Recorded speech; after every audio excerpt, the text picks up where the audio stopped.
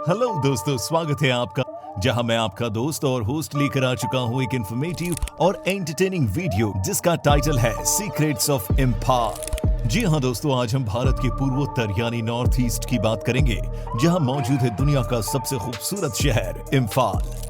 इम्फाल मणिपुर राज्य के 16 जिलों में से एक जिला है, जो मणिपुर की राजधानी भी है। 9 पहाड़ों के बीच बसे भारत के इस राज्य को रत्नों की भूमि भी कहा जाता है।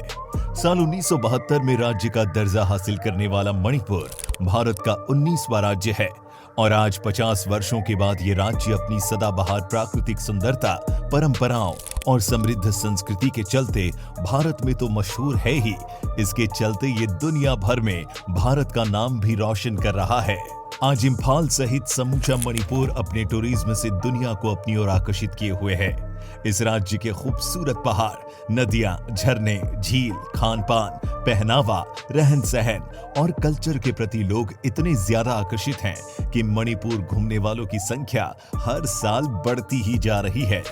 अगर आप अब तक मणिपुर नहीं जा सके हैं तो निराश होने की जरूरत नहीं, क्योंकि इस वीडियो में हम आपको मणिपुर की हिस्ट्री से लेकर इसके कल्चर, खान पान और यहाँ मनाए जाने वाले फेस्टिवल्स जैसी अनेकों जानकारियां देने वाले हैं, जिन्हें जानकर आपका दिल गार्डन गार्डन हो जाएगा। दोस्तों, मणिपुर को केवल लैंड ऑफ ज्वेल ही नहीं कहा जाता, बल्कि गेटवे ऑफ साउथ एशिया भी कहा जाता है, और वो इसलिए क्योंकि मणिपुर वो राज्य है जिसकी सीमा का एक छोर भारत के पड़ोसी देश म्यांमार से मिलता है। दुनिया का एकमात्र फ्लोटिंग नेशनल पार्क मणिपुर में स्थित है, जिसका नाम है किबुल लामजाओ नेशनल पार्क।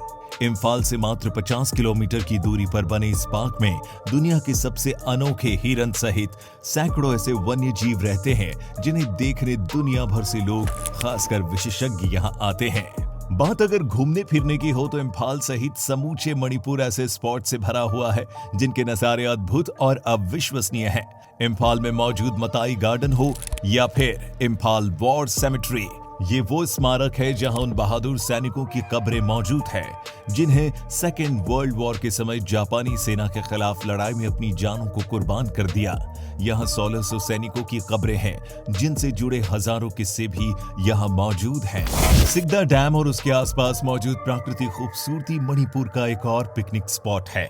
वहीं इम्फाल में मौजूद स्कॉन मंदिर भी शहर के मुख्य आकर्षण केंद्रों में से एक है। इसका निर्माण पूर्ण रूप से सफेद पत्थर से किया गया है, जिसे देखकर कोई भी मंत्र मुक्त हो जाएगा। इसी तरह Manipur zoological garden, INA museum, Kangla fort, Loktak झील, मणिपुर में मौजूद ये वो जगह है जो एक बार इन जगहों पर चला गया वो इन्हें कभी नहीं भूल पाएगा। लोकटक झील साफ पानी की वो झील है जो पूर्वोत्तर की सबसे बड़ी झील मानी जाती है। लोग इस झील को केवल देखने ही नहीं आते, बल्कि इसमें बोटिंग भी करने के साथ साथ झील के किनारे रहने वाले मछुआरों के घर ठहरते भी हैं। इन घरों को फुमड़ी कहा जाता है, जहां मछुआरे सैलानियों को चाय और झींगे की पकौड़ी सर्व करते हैं। इसी तरह यहाँ मौजूद चंदेल, जिसे लामका और गेटवे टू म्यांमार के नाम से भी जाना जाता है, ये वो जगह है जहां जाकर आप बेहतरीन नजारों के बीच यादगार पलों को संजो सकते हैं। वैसे इस राज्य में ना भूलने वाली एक और भी जगह है, जिसका नाम है इमा कैथियल, जिसका मतलब है महिला बाजार। दोस्तों, ये मार्केट 500 साल पुरानी है, जिसे पूरी तरह महिलाओं द्वारा ही चलाया जाता है। यहाँ फैशनेबल कपड़ों से लेकर हाथों से बनी ज्वेलरी, फल, सब्जी, मसाले और भी बहुत कुछ मिलता है। आपको बता दूं कि मणिपुर भाषा में आयमा का मतलब होता है माँ, और कैथियाल शब्द बाजार के लिए उपयोग किया जाता है। दोस्तों, मणिपुर की महिलाएं व्यापार में जितनी एक्टिव हैं, ये महिलाएं राजनीति और समाज के अन्य क्षेत्रों में भी उतनी ही सक्रिय रहती हैं। यही कारण है कि मणिपुर भारत का वो राज्य है जहां पुरुष प्रधान जैसी संस्कृति आपको बिल्कुल भी देखने को नहीं मिलेगी। कपड़ों की बात की जाए तो आपको बताना चाहूंगा, मणिपुर की तरह इनका फैशन, इनके परिधान भी बेहद अनोखे होते हैं। दोस्तों, मणिपुर के लोगों को अपने पारंपरिक परिधानों को पहनना बहुत पसंद है। यहाँ की ज्यादातर महिलाएं इनाफी, फाने की और माइक नैबी जैसी पारंपरिक ड्रेसेस को पहनना पसंद करती हैं। तो वहीं मणिपुर पुरुष सबसे ज्यादा धोती पहनते हैं। सर पर सफेद पगड़ी और सफेद कुर्ता पहनना मणिपुर की परंपरा और पहचान दोनों ही है। वहीं खामेन चटपा वो परिधान है जो समाज के सर्वोच्च लोग सबसे ज्यादा पहनते हैं। ये स्टाइल स्टेटमेंट होने के साथ साथ स्टेटस सिंबल भी होता है। दोस्तों, घूमने फिरने और ढेर सारी शॉपिंग करने के बाद भूख लगना तो स्वाभाविक है। क्यों, सही है ना? मणिपुर के खान पान को जानने और समझने के पहले यहाँ के भूगोल, संस्कृति और समाज को समझना भी बहुत जरूरी है, जिनका आपस में गहरा मेल है। मणिपुर वनस्पतियों और जीवों से भरा हुआ राज्य है, जहाँ 29 जनजातियां रहती है। ये नागा और कुकी जैसे 2 भागों में बटे हुए हैं। कृषि इनके जीवन यापन का मेन सोर्स है। एक टिपिकल मणिपुरी मील की बात की जाए तो यहाँ के लोग steamed rice, eromba, ooti, fish curry, singju और चखाओ बड़े ही चाव से खाते और खिलाते हैं। मणिपुर की सबसे पसंदीदा डिश चगेमपोबा मानी जाती है। ये सब्जियों से तैयार की जाने वाली एक खास तरह की डिश होती है। तो अगर आप कभी मणिपुर जाएं तो मेरी ये खास सलाह है कि इस मणिपुर डिश को चखना बिल्कुल ना भूलें। चखाओ मणिपुर में पैदा होने वाले वो चावल हैं जिसका रंग काला होता है। इसे भारत सरकार की ओर से मान्यता प्राप्त है और ये चावल महत्वपूर्ण क्रॉप की श्रेणी में आता है। कद्दू, बीन्स, लौकी और बैगन इस क्षेत्र की आम सब्जियां हैं। दोस्तों, यहाँ के खानों में फर्मेंटेशन द्वारा तैयार की गई चीजों का भी बोलबाला है।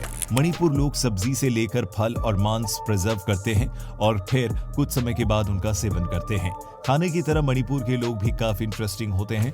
अपने मैरी कॉम का नाम तो सुना ही होगा। जी हाँ, ओलंपिक मेडल लाने वाली मैरी कॉम मणिपुर राज्य से ही संबंधित है। इतिहास बताते हैं कि इस राज्य का इतिहास ईसा 1500 वर्ष से भी ज्यादा पुराना है, जहां उस समय की पुरानी बस्तियां आज भी मौजूद है। इसके अलावा मणिपुर में मौजूद कई ऐसी गुफाएं भी हैं जिन्हें पर्यटक के तौर पर देखकर आप हैरान रह जाएंगे। दोस्तों, मणिपुर की संस्कृति इनके ट्रेडिशनल डांस के बिना कभी पूरी नहीं होती। यहाँ के लोक नृत्य दुनिया भर में फेमस है। इनका नाच गाना इनके सामाजिक और धार्मिक ताने बाने का भिन्न हिस्सा है। मणिपुर के लोग बहुत ही धार्मिक होते हैं, जो खासकर हिंदू देवता जैसे राधा और कृष्ण के भक्त माने जाते हैं। इसी के चलते मणिपुर नृत्य में राधा कृष्ण की भक्ति सबसे ज्यादा दिखाई देती है। यहाँ आपको कोई भी ऐसा व्यक्ति नहीं मिलेगा जिसे नाचना ना आता हो या फिर नाचने में शर्माता हो। पुंग चोलोम, माई, खाम्बा थाबी, नोपा और रास लीला, ये वो मणिपुरी डांस फॉर्म है जो यहाँ की संस्कृति और धार्मिक मान्यताओं के सबसे बड़े प्रतीक हैं। मणिपुर में लीलियम मैकलिनिएक नाम का एक ऐसा लिली फूल पाया जाता है जो दुनिया में केवल मणिपुर की धरती पर ही उगता है। ये फूल जितना खूबसूरत है उतना ही ज्यादा फायदे से, सेहत से और भी ज्यादा भरा हुआ है। लोकल लोग इसे सिरोई लिली कहते हैं, जिससे विभिन्न बीमारियों के लिए औषधियां तैयार होती हैं। लिली की तरह ही ब्राउन एंटेलर्ड नाम के हिरन की प्रजाति भी केवल मणिपुर की धरती पर ही देखने को मिलती है। आज दुनिया भर के सैकड़ों देशों में इस अद्भुत हिरन की प्रजाति पहुंचाई जा रही है, जो इन देशों में मौजूद नेशनल पार्क्स को और भी ज्यादा आकर्षित बनाते हैं। इसकी लोकप्रियता के चलते ब्राउन एंटेलर्ड इस राज्य का राजकीय पशु भी बनाया गया है। पोलो स्पोर्ट के बारे में तो आप जानते ही होंगे, लेकिन आप ये भी जानते होंगे कि मणिपुर ही वो राज्य है जिसने इस खेल की शुरुआत पहली बार की थी। इस राज्य के पारंपरिक खेलों का अपना एक इतिहास है। आज जिस खेल को दुनिया पोलो कहती है, मणिपुर के लोग उसे पुलू के और कुछ सैगोल के नाम से भी जानते हैं। यही नहीं, मणिपुर आज भी इस खेल को अपने पुराने अंदाज और नियमों के अनुसार खेलते हैं, जो आज के आधुनिक पोलो स्पोर्ट से बिल्कुल जुदा है। यही नहीं, कहा जाता है कि यहाँ मौजूद मैपल कैंग जेबुंग दुनिया का सबसे पुराना पोलो ग्राउंड है, जिस पर 14वीं सदी ईसा पूर्व में राजा नोगदा पाखंबा से पहली बार इस खेल का आयोजन करवाया था और तभी से लेकर आज तक यहाँ हर साल इस खेल का आयोजन होता आ रहा है। मणिपुर के लोग नोगदा को ही अपना पहला राजा मानते हैं। इसी तरह एक और खेल है जिसका नाम है रग्बी। क्या आप जानते हैं कि मणिपुर में इस खेल को यूबी काल्पी कहा जाता है और इसे किसी रबर से बनी गेंद से नहीं बल्कि नारियल की मदद से खेला जाता है। इसके अलावा यहाँ कुश्ती, जिसे मुनका कहा जाता है, और बोट रेसिंग वो मुख्य खेल है जिसे हाइंग थांगबा के नाम से इस राज्य में खेला जाता है। दोस्तों, मणिपुर का हैंडीक्राफ्ट वर्क वैसे तो देश विदेश में मशहूर है ही। यह हैंडीक्राफ्ट इतना जादू भरा भी है कि इसे देखकर हर कोई हैरान रह जाता है। मणिपुर पूर्वोत्तर का वो राज्य है जहाँ जाने के लिए इनर लाइन परमिट की आवश्यकता पड़ती है। सरकार द्वारा जारी किए जाने वाला ये वो डॉक्यूमेंट है जिसके बिना आप इस राज्य में कदम भी नहीं रख सकते। हालांकि यहाँ घूमने आने वाले लोगों को ये उतनी ही आसानी से मिल भी जाता है। मणिपुर की सरकार इस बात का विशेष ख्याल रखती है कि किसी भी सैलानी को इस कार्रवाई में किसी भी तरह की कोई परेशानी ना आने पाए। लोग आसानी से यहाँ आ सके और उतनी ही आसानी के साथ यहाँ से जा भी सके, जो कहीं न कहीं सीधे तौर पर इस राज्य के टूरिज्म के लिए अच्छी बात है। दोस्तों ये थी मणिपुर के बारे में कुछ इंटरेस्टिंग इन्फॉर्मेशंस। उम्मीद है कि आपको ये जानकारी बहुत पसंद आई होगी। हमें कमेंट्स में जरूर बताइएगा। जाने से पहले एक आखिरी बात, और वो ये कि अगर आप एक शांतिपूर्ण माहौल और वातावरण को एंजॉय करने के शौकीन हैं, तो मैं यकीन के साथ कह सकता हूं कि मणिपुर वो जगह है जो केवल आपके लिए ही बनी है। जीवन में कम से कम एक बार तो यहां जरूर जाएं। वीडियो को अंत तक देखने के लिए आपका धन्यवाद।